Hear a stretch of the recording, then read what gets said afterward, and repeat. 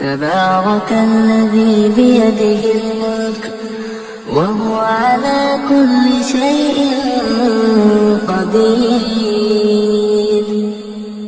الذي خلق الموت والحياة ليبلوكم أيكم أحسن عملا وهو العزيز الغفور.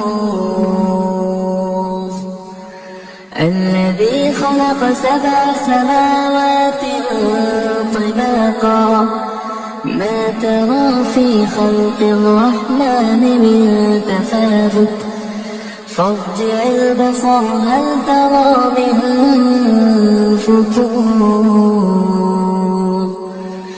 ثم ارجع البصر كرتين ينقلب إليك البصر خاسئا وهو حسير. ولقد زينا السماء الدنيا بمصابيح وجعلناها رجوما للشياطين وأعتدنا لهم عذاب السعير.